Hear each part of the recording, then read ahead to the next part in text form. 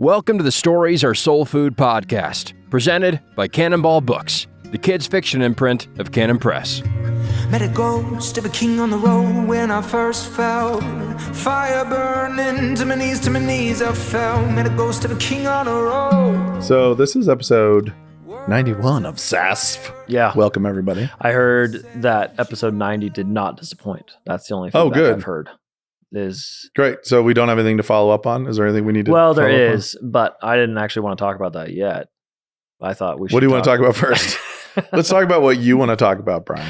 I thought we should do a bad words episode because we did actually get questions about that. Yeah, let's talk about them bad words. Yeah. So I think it was Timothy wrote in, and said, well, actually, you know what? I'll read it. It's a good question. He says, I was raised in a Christian house and a pastor's kid. I was wondering why you in Notes from the Tilt-a-Whirl, which I thought was an excellent listener, would recommend, used hell and damn as expletives. I'm not trying to condemn you, but I would like to know your reasoning, as I've been taught to avoid using them as expletives. I used worse than those.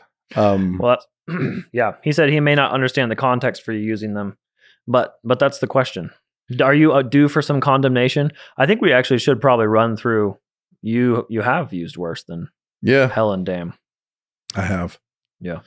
I have. And with a clean conscience. I'm not going to cue any like Dr. Dre or Snoop Dogg music right now. But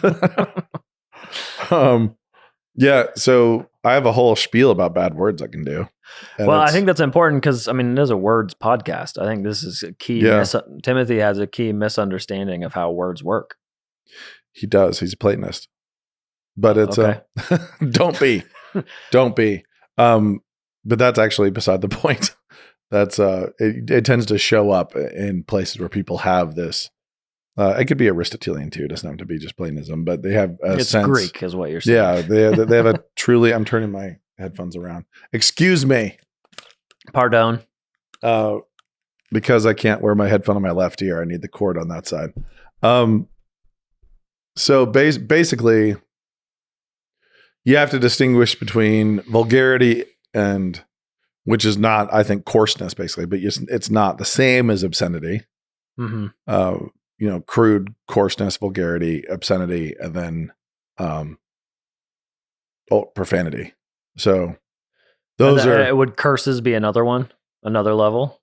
Not really. I don't think. You think they're part of the? They tend to slot into one of those. Now, one of the things that cracks me up about using filtering services, as much as I love ClearPlay and VidAngel and I use them, they don't have a clue what a bad word is. And so they do, but both of those platforms are very confused about graphic vulgarity, obscenity, profanity. They don't know the difference between profanity and obscenity. Right. And basically you will see me use strong language. Yeah. I will use strong language in different places. What you will not see me doing is yuck fart jokes. Yeah. I'm not going to go down a road of coarse jesting, vulgarity, juvenile, mind in the gutter behavior. And that doesn't mean I won't then use a strong spice, a strong flavor, a strong word in different contexts. And I don't think there's any such thing as a bad word. That's not a thing that exists. And that's a big claim. Yeah, there's just not. And that's the anti-Platonist. You mean because when you say it's Platonist, you mean there's a list of words in heaven of which humans shall not utter. And so the key thing for anybody trying to process this is intrinsic. They have to think about the word intrinsic. Is something intrinsically bad? Mm-hmm. Is this word, does it have intrinsic evil? Like Voldemort, saying Voldemort. I said Voldemort. And so now that I've said Voldemort, the Death Eaters are about to show up. Yeah. One of my favorite episodes of The Office is Beach Day. And where Dwight names his team Gryffindor. And Jim says, why not Slytherin? And Dwight's response is, those are the bad guys, Jim. And Jim's like, Right. And he was like, we aren't going to be the bad guy. We're Gryffindor, obviously. And so then Jim names his team Voldemort.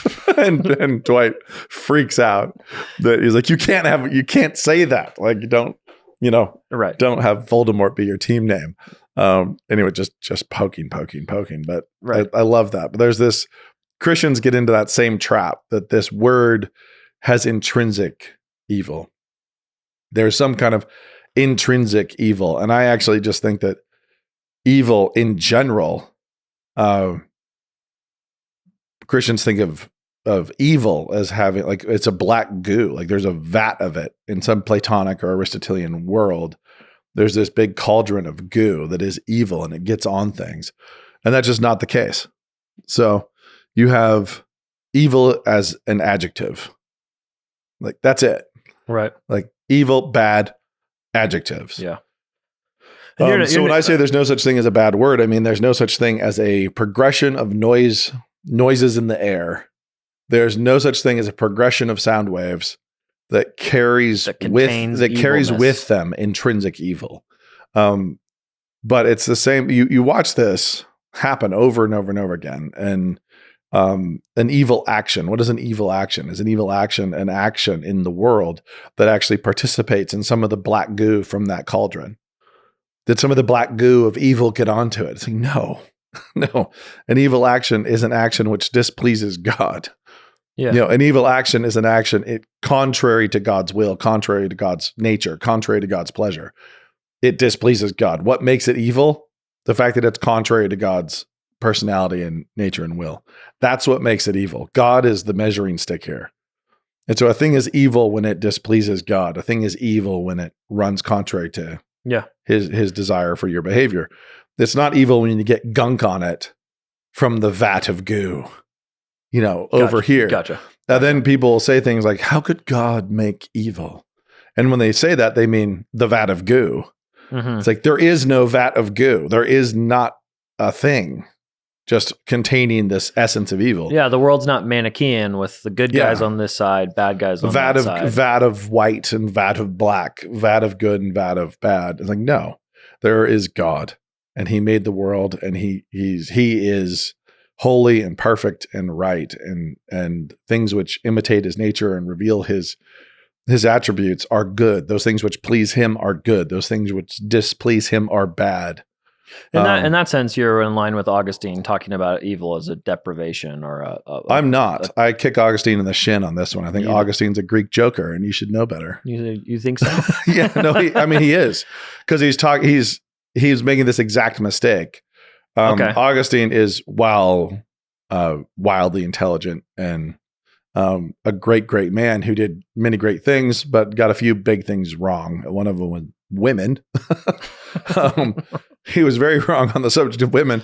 He was also wrong about evil. So evil as an absence. He tries to actually get around the issue of God making evil, meaning the Platonic form of evil, by saying there's good. There's only a vat of white. There is no vat of black. Mm-hmm. There's only a vat of white. And then there's things which fail to participate in the vat of white. Things which are privations. They're absences. Yeah. They're things that are twisted. That's not the case either. There's no vats. There's just no vats of goo, white or black. Okay. There's only God and his will and his nature and his desire for you, his desire for your behavior. And you have to imitate him. If you displease him, you have done something bad. Yeah. If you please him, you have done something good. This is why Samuel hewing Agag to pieces is good. An abortionist in Detroit hewing a baby to pieces is bad. And people will look at the hewing, they'll look at the action and try to find like some goo. They try to find like, is this evil or is this good? Or it's not that. It's all about narratival context. And are you pleasing God or displeasing God?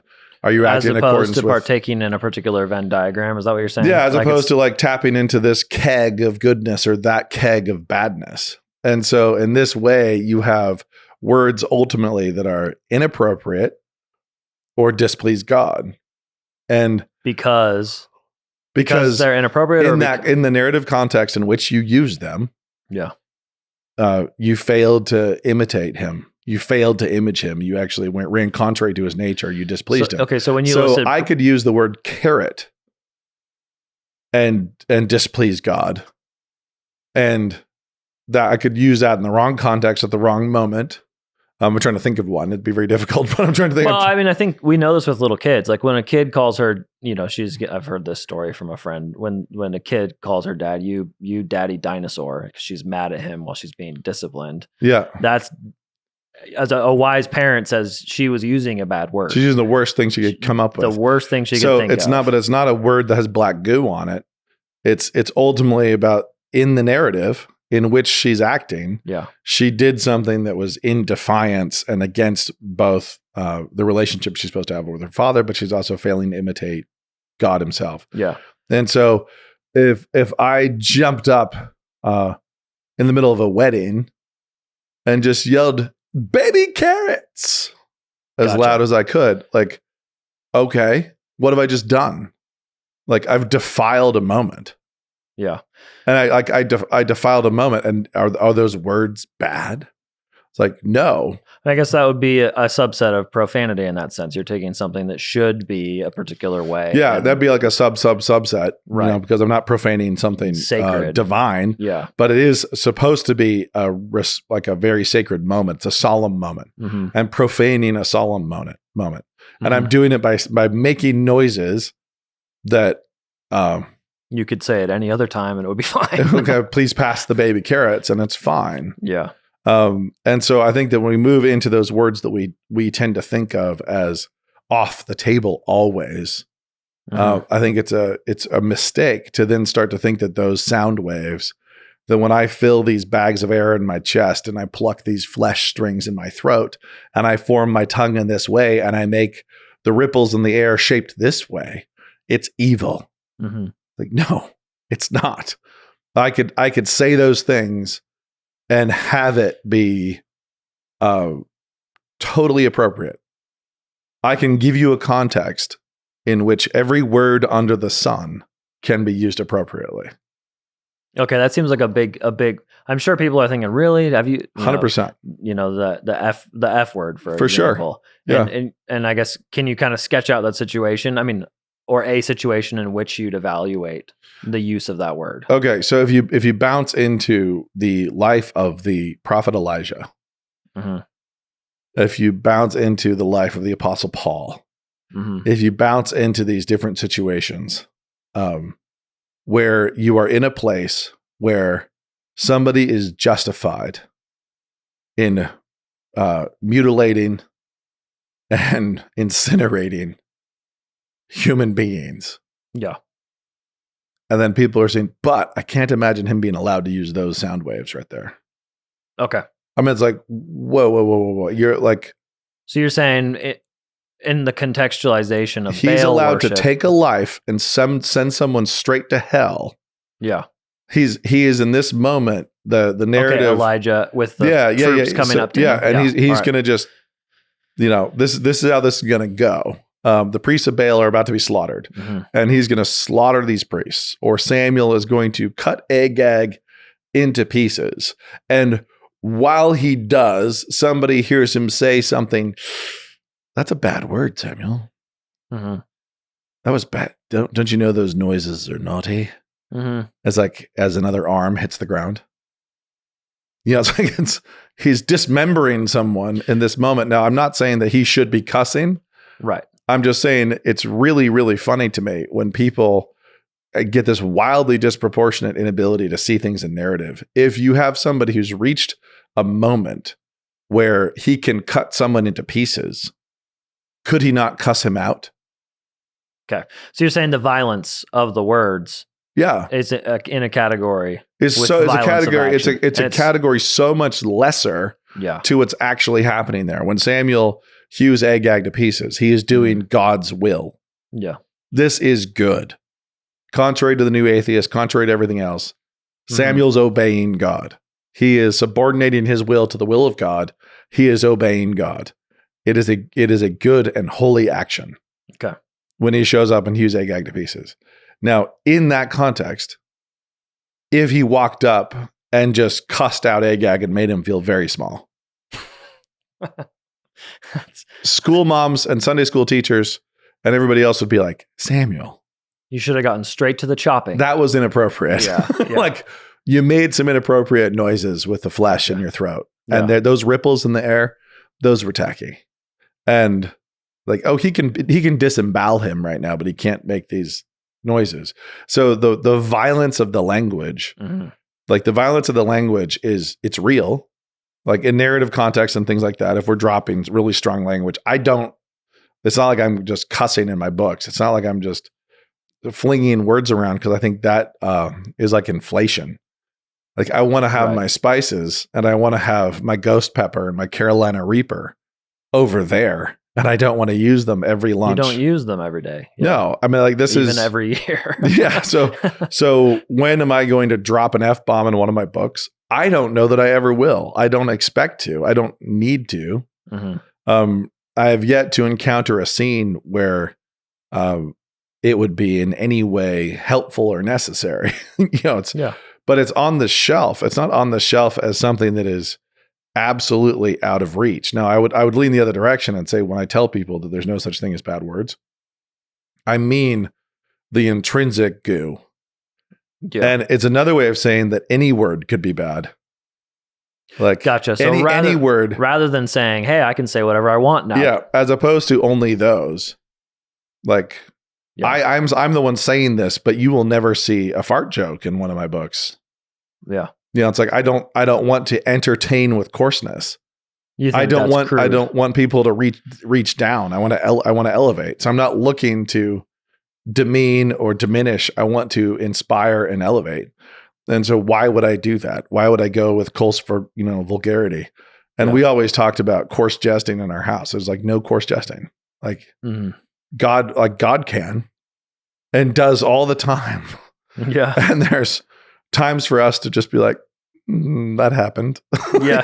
Just like, well, I mean, we've done this before, but if the standard is scripture, which it is, there's a fair amount of coarse stuff. But there's also, I am willing to be vulgar. I am willing to imitate the prophets. I'm willing to imitate the Apostle Paul, and they all get vulgar. They all do. I'm not willing to get vulgar for cheap laughs. Gotcha. Which is not what they're doing. Right. You don't see that. You see them in moments of intense rebuke, stripping away the social calluses, and making somebody really feel it. Okay. They really go for it. And then we in translation, we've talked before about how Bible translators dodge. Right. They dodge unicorns. They dodge the fantastical because it doesn't, they don't want to seem like they believe a fantasy religion. Yeah. And so they don't translate satyrs. They don't translate dragons. They don't translate unicorns. They do the same thing with obscenity. Right. We were just reading. They do not translate Ezekiel. They just don't. They don't say, how would this best be said in the modern vernacular? They go very medical anatomical. And they just, and totally, and euphemistic. Right. They go medical euphemism. They don't go in any, they try not to communicate. They're working hard to not communicate. So they avoid the dynamic equivalence of these passages in favor of linguistic specificity. In favor of a lexical. In favor of a thing which can be technically said to be true in some ways, but will not communicate. Right. Okay. So when Paul, for example, we were just reading Philippians and we read all these things that count as rubbish, for example. That's another of those examples. Yeah. Where the Greek word skubalon, meaning poop, and we know how that works. Yeah. I count this as, rubbish is not and he also wasn't saying, he was not using a technical term. He was not saying fecal matter. He was not saying he was going vulgar. He went vulgar. And it's about the things that all his audience were boasting in because like you said, he's not doing it as a laugh. Like all that Your righteousness is all beep. I mean, like that's what he did. Mm-hmm. And you go to Ezekiel and he's insulting the genitalia of people. And more than that, like getting even like far more graphic. Yeah. And you have translators that just like tiptoe. And we live in a time when you could not read those passages out loud in a church. It was like, oops, we have this in the scripture reading this week. we need to skip. We need to actually kind of let's work The guy around up this. front is just red. And suddenly you're sweating like Tim Keller when Romans 1 comes up in the scripture reading in Manhattan. You know, it's which you know they did actually skip.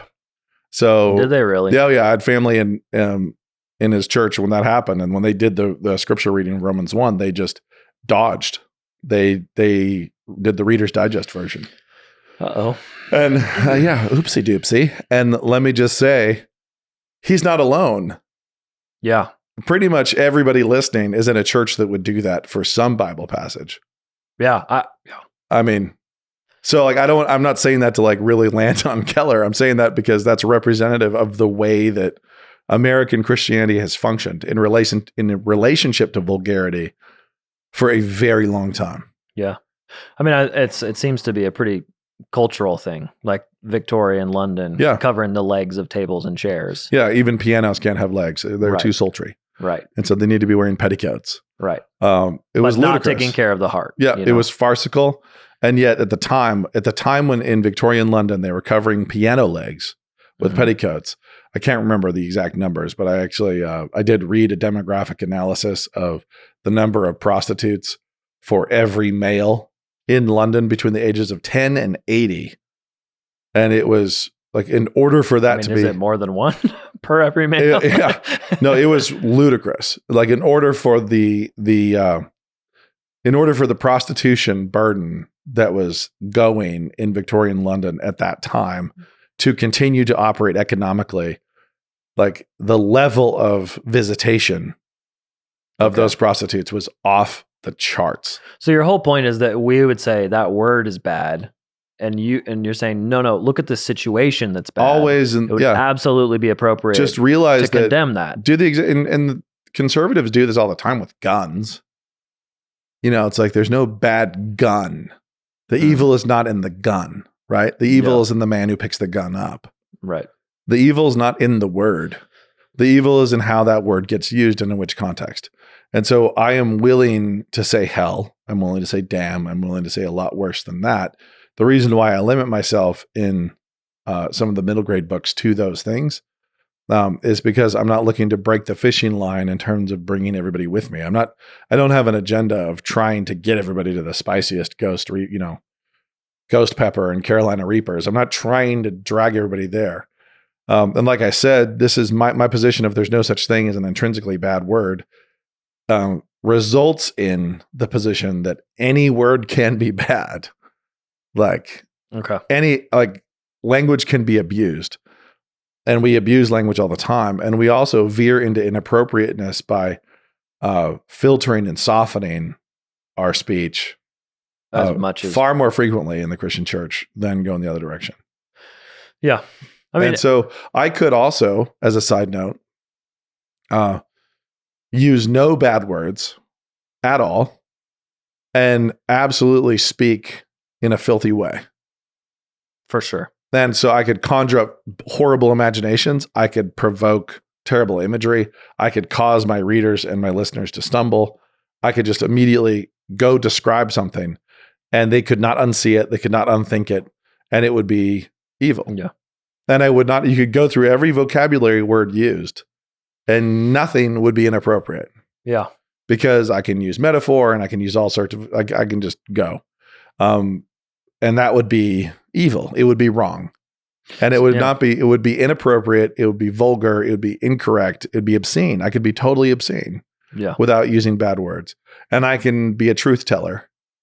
And I can be honest and forthright and imitate God and use spicy language. So the key is all the way back to what I've talked about in a previous podcast of who are you? Who are they? Where do they need to be? What do they need from you to help them move? And what do they need from you for you to honor God in this situation? Like, how do you honor your maker? If you are Elijah talking to the priest of Baal, how do you honor God if you're Paul describing false righteousness? How do you honor God if you're Ezekiel unloading on Israel, making herself a whore to other nations? And man, wow, he goes, Ezekiel just goes full send. And when we actually are thinking that way, like, how do I honor God with what I'm doing? How do I honor God with what I'm writing? How do I honor God with, all these things?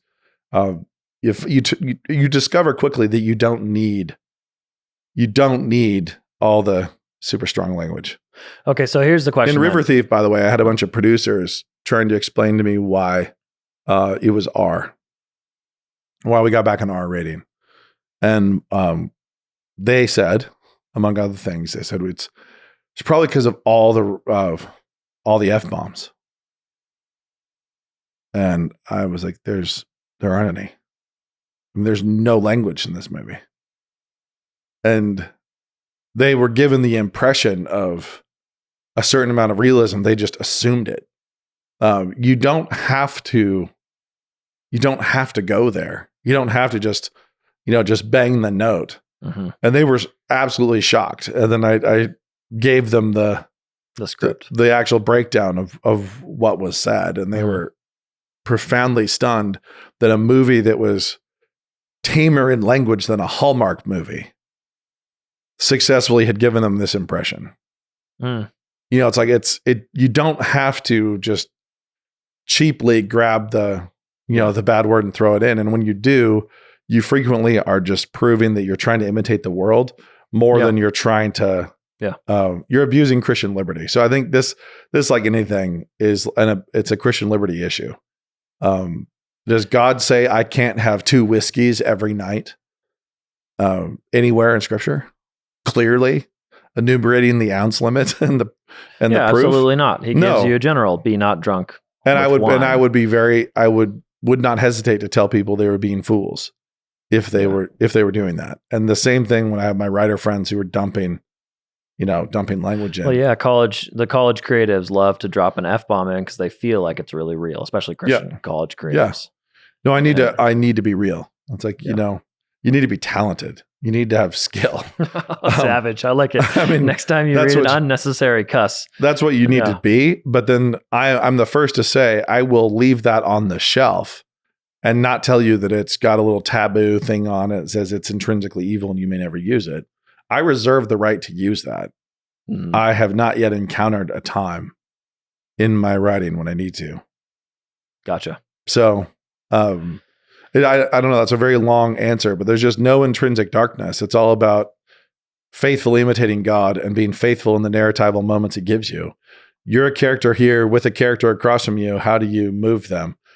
I'm a writer writing for 1 million kids. I'm writing for all these kids. How do I give them food that is a little, spiced and will motivate them and push them and show strength of will and strength of scene and moment and all these other things. Bravery. And spice of character. And how do I make a character a little shocking?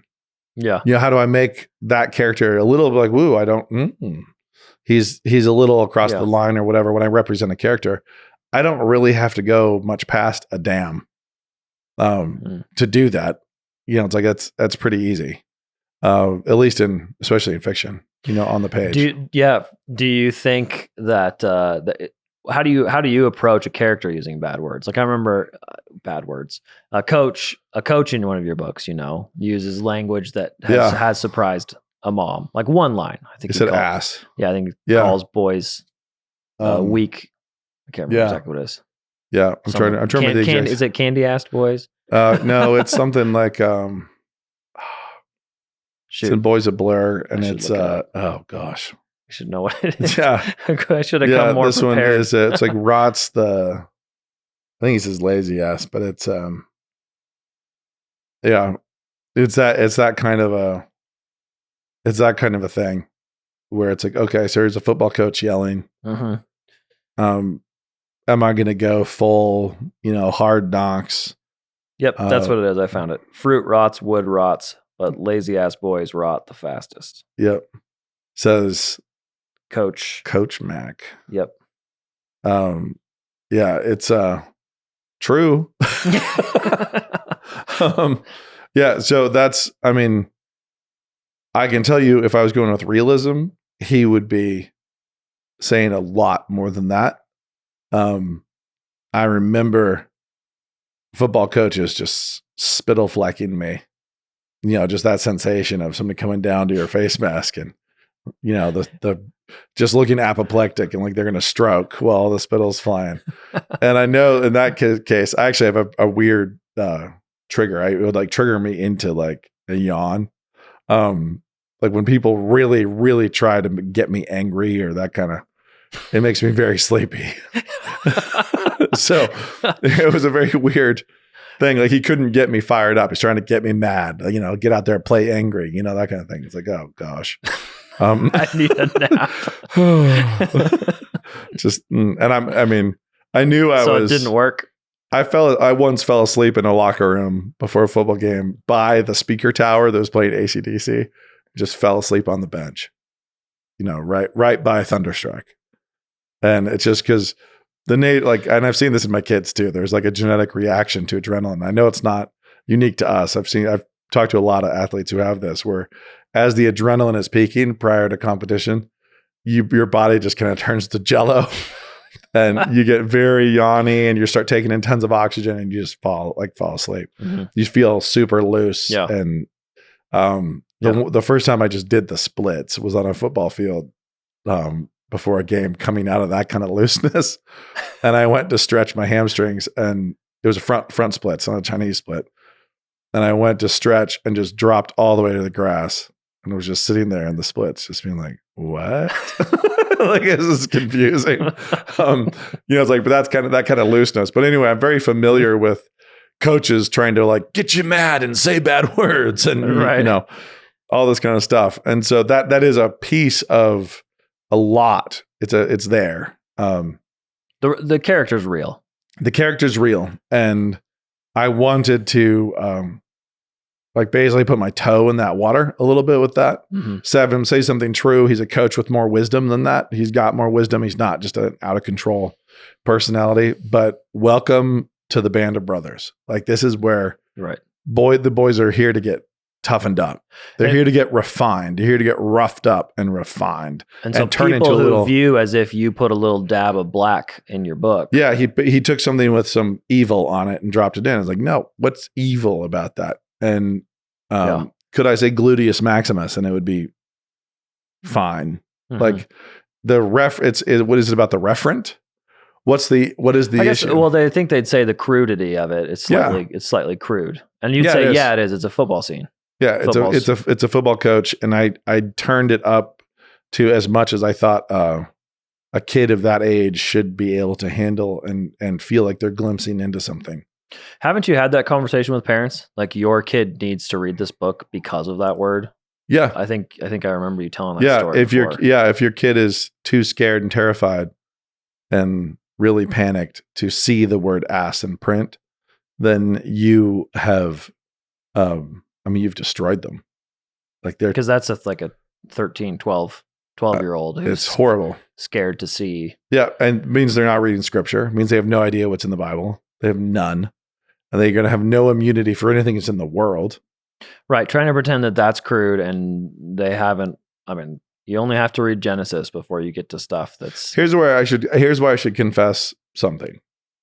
This is one of those dad calls that I've done. So with my kids, as they reached a certain age, as they transitioned into a certain age, and we were filtering movies, and I wouldn't do this just regardless of age, but as they aged up, there were vulgarities that I would leave in. Like, I would start leaving language in the show. And as I'm filtering, and my rule of thumb was basically, as they were hitting their teen years, as a kid was in their teen years, I started leaving sort of an S word in every 10 minutes of runtime. And that was just kind of my rule of thumb. Interesting. And it's like, because instead of like taking all of it out always and having kids reach adulthood thinking that everything is this sparkling, I need them to grow in their own maturity such that they can hear this and not be wildly affected by it, such that they run off and imitate it, or they find it really glamorous. Interesting. So I need to start having that conversations with them where I'm saying, so, why don't we talk like that? Yeah. Like, what's that? Like, okay, so that guy, he said those things, like what, like how we process, like you heard that, you're not gonna say that, when they're 13 or whatever, and then we, kind of dial it up. Now there's a level I don't go past. I'm not just opening the gates, but there's also a level where I'm saying, like, I'm not filtering things for my son and who's off at college, obviously. Right. It's like, I want, Well, I mean, your first summer job. right. I mean, everyone should know what you're going to hear on your first summer He's job. on a college lacrosse team. Right. This is, Yeah. and he's on the, he's on the even- evangelism team, with this Christian ministry there at his school, and he's playing college lacrosse. Like, he's doing the thing that you have to be able to do in the world that all of us know. We all exist in the world. And it's a huge mistake to, I'm not, as a side note, I'm not trying to acclimate them all the way up to full filth. Right. I'm trying to let a few things through in such a way that it can be discussed and processed and is not doing horrible violence. Lower elementary kids have had my kids have had classmates, I think, use God's name in vain. Yeah. And that's been great for my kids to have to talk about. Yeah. Talk to their teacher about, work talk through to their it, classmate talk to about, the kid about it. Yeah. And then repent and move on. Yep. And then deal with it. What happens when someone says, my God, and does not pray? If I have a teenager who reaches whatever level and is totally shocked, like completely shocked, by an obscenity, and just so rocked by it, that's me weakening them. I'm not trying to build their tolerance up so they're just comfortable around it. Like, I think that's a key distinction. I'm not trying to do that. What I'm trying to do is have them encounter it in a way that we then process, and in a very diluted way. This is why I was like, okay, so I'm not, if there's a movie with a ton of language in it, we just don't watch it. It's like, it's just, right. I've turned it all off and tried, and it's everything's silent. It's like, it's just pointless. But if we're looking at, something that's 40 minutes long, and, it's like, okay, I don't mind leaving some stuff in, so that there's a certain amount of resistance that they have to build up. And resistance, especially to characters that are being presented as cool, to a story that's being presented as cool, not just resistance to bad guys. Right. Well, I mean, I think we all get this analogy with, when you compare farmers and the facts of life with the average, city kid who's never been around an animal before. Right. We get that distinction. It's like, you're hiding your kid from something that's normal so that when they encounter it, if you don't let them encounter it in some way. No, if you have a pet, right. They're gonna we have 3 dogs, and our kids were picking them after 3 dogs when we lived in town. And it's like, there's a certain amount of just poo humor that God does, where there's poo tragedy and there's poo humor, and there's like, oh no. And it's like, and there's a sympathetic, like, oh, but then we don't then inflate it and just obsess about it. And it's the joke that gets everybody laughing. Yeah, it's like, it happened, and we're like, oh gosh, and everybody, we're not pretending like the world doesn't exist. We're not pretending like God doesn't do it this way. Mm-hmm. We're not tiptoeing around it, but we're also not reveling. We're not reveling in it. So my true dad confession is that as my kids age, I start I let things through the filter that they have to have their own guard up, their own filter, and not just say, I can just receive this completely because my dad has filtered it. I can just, Dad may be trying to test me. yeah. And the thing is, like, my older girls, 18 and 19, they're watching a show, and I was fine with them watching the show, and then they stop, and they're just like, gosh, we're just going to watch this on Video Angel. This is super annoying. Mm-hmm. And they go in and turn all the language off that they just don't want to hear, and they watch the show. That's awesome. That's what I want. I want them taking the steering wheel that way. So anyway, all that to say is that when people talk about bad words, or why'd you say the bad word? It's like, first, don't think that I just, dipped it in tar, that it actually has some intrinsic tar associated with it. It does not. I could have written a line Fruit rots, wood rots, the lazy ass boys rot the fastest. I could have written that line and not talked about that at all and used only non-vulgar terms and actually done something much worse. It's not hard for a talented writer to take imaginations into, into dangerous places. So words do not have intrinsic evil. They have strength. They have social reaction that's baked into them. Yeah. It's like in different societies. So it is possible totally to sear yourself as you listen to music, though. I've met, totally. You just listen to so much music. In super unhelpful ways. Yeah. Yeah. And then, but that's not what you're talking about. You're saying it's not a searing thing. It's like what is the word saying? I mean, you only get to a point as a college kid, you're like, yeah, I can listen to rap. And then you like, wait, no, I can't. I don't want to hear this. This shouldn't be the soundtrack of my brain. Yeah. Then you're like, oh, okay, great. I should spend more time. I'll at least spend more time in the word than I do in the songs. And all of a sudden you find the songs don't just quite slide down so easily. Yeah. Things are a little tricksy. So it's key to see that words basically receive their potency and their naughtiness. I'm not a relativist, but they receive their potency and their naughtiness from the culture in which they exist. Yeah. And you want to be clean and pure and not of the world, but you also want to be a prophet. You want to be able to honor God in any situation. And there's no noises that are just off limits. So why do we have bad word lists? It's unavoidable, I guess. Yeah. In any society, you're going to have words that are meant to shock or are more low class or vulgar, things like that. And that if the prophet Ezekiel had walked into a Victorian drawing room and let everybody know, he would not have done it politely, and it would have been. It would have been about legs. It would have been. It would have been. Look at the legs on these tables. Yep. And look what's happening out in your cheap streets. Yeah, and look at all your syphilis that all of you have. Right. It's it would have been very, very scathing, and he would have used the most scathing words available to him in that society, which would not have been the same as the ones that are available to us. Yeah. Now, I think that ours are becoming so dead, our spiced flavors, at the loss of our own culture. One of the things you lose when a culture decays is you lose the potency of the bad words. They lose they're like salt losing its savor. Like they are just via obscenity inflation.